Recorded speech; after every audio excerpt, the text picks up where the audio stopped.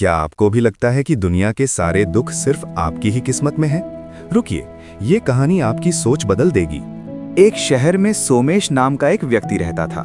सोमेश के पास एक अच्छा घर था, परिवार था और एक छोटी सी नौकरी थी।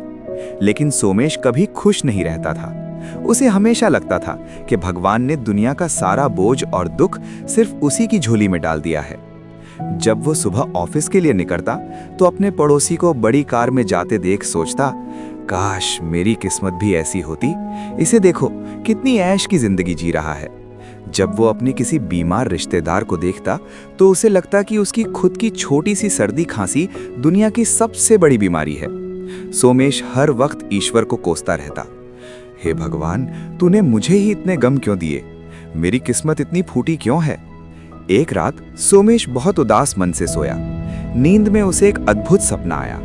उसने देखा कि चारों तरफ सफेद रोशनी है और उसके सामने एक दिव्य फरिश्ता खड़ा है। फरिश्ते ने सोमेश के कंधे पर हाथ रखा और कहा, सोमेश, मैंने तुम्हारी शिकायतें सुन ली हैं। चलो आज तुम्हारी समस्या का समाधान करते हैं। फरिश्ता उसे एक विशाल मैदान में ले गया। सोमेश की आंखें फटी की फटी रह गईं। वहां हजारों लाखों छोटी बड़ी पोटलियां यानी गठरियां रखी थीं।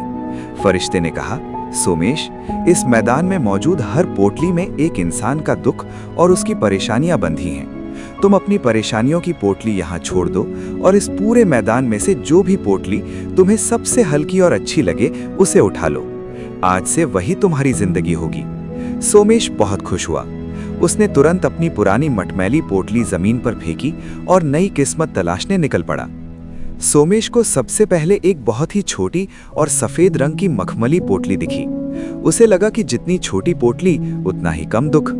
उसने बड़े चार से उसे खोला, लेकिन खोलते ही उसके हाथ कांपने लगे। उसमें लिखा था, शरीर को अंदर से खाने वाली लाइलाज बीमारी और घोर अकेलापन। सोमेश ने तुरंत उसे बंद किया और घबराकर आगे बढ़ गया। आगे बढ़ते हुए उसकी नजर एक बहुत बड़ी रेशमी और सोने के धागों से सजी पोटली पर पड़ी। उसे लगा यह जरूर किसी अमीर या राजा की होगी। उसने सोचा, इतनी सुंदर पोटली में तो खुशियां ही होंगी। लेकिन जैसे ही उसे खोला, सोमेश की रूह कांप गई। उस पोटली के अंदर लिखा था, अपनों का सबसे बड़ा धोखा, परिवार में नफरत और रातों की गायब हो चुकी नींद। वो समझ गया कि बाहर की चमक अंदर के काले अंधेरे को नहीं छुपा सकती। सोमेश सारा दिन भटकता रहा। उसने एक एक करके दर्जनों पोटलियां खोली। किसी में कर्ज का ऐसा बोझ था जिससे कभी नहीं निकला जा सकता, तो किसी में औलाद द्वारा किया गया अपमान भरा था। कोई पोटली बाहर से सुंदर थी तो अंदर कड़वाहट थी, और जो बाहर से साधारण थी उसके अंदर का दुख सोमेश की बर्दाश्त से बाहर था। सूरज ढलने लगा था और सोमेश बुरी तरह थक चुका था। उसे समझ आ गया था कि इस मैदान में ऐसी कोई पोटली नहीं है जो बिना दुख के हो। अचानक मैदान के एक कोने में उसे एक पुरानी जानी पहचानी सी भूरे रंग की पोटली दिखाई दी। उसने उसे उठाया और जैसे ही महसूस किया, उसके चेहरे पर एक सुकून भरी मुस्कान आ गई। वो उसकी अपनी ही पोटली थी जिसे उसने सुबह फेंक दिया था। उसे अपनी परेशानियों का वजन अब उन बाकी पोटलियों के मुकाबले बहुत कम लग रहा था। उसने फरिश्ते से कहा, महाराज, मुझे किसी और की जिंदगी नहीं चाहिए। मुझे मेरी यही पोटली वापस दे दीजिए। फरिश्ता मुस्कुराया और गायब हो गया। सोमेश की नींद खुली तो वो पसीने से तरबतर था, लेकिन उसका मन बहुत शांत था। उस दिन के बाद सोमेश ने कभी शिकायत नहीं की। उसे समझ आ गया था कि हर इंसान का अपना एक संघर्ष है।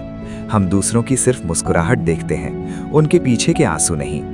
ईश्वर हमें उतना ही बोझ देता है जितना हम उठाने की ताकत रखते हैं। तो दोस्तों, सोमेश की इस कहानी ने हमें एक बहुत बड़ी सीख दी है। हम अक्सर दूसरों की चमक धमक देखकर अपनी जिंदगी को कोसने लगते हैं, लेकिन सच तो ये है कि हर इंसान अपनी एक अलग लड़ाई लड़ रहा है। ऊपर वाले ने आपको जो भी मुश्किलें दी हैं, वो इसलिए दी हैं क्योंकि उनसे लड़ने की ताकत भी सिर्फ आपके ही पास है। इसलिए अपनी जिंदगी से प्यार कीजिए, शिकायत नहीं। उम्मीद है आज की ये कहानी आपके दिल तक पहुंची होगी। अगर आपको ये वीडियो अच्छी लगी हो तो इसे अपने दोस्तों और परिवार के साथ जरूर शेयर करें। क्या पता आपका एक शेयर किसी निराश इंसान की सोच बदल दे। मैं हूं आपका दोस्त विशाल।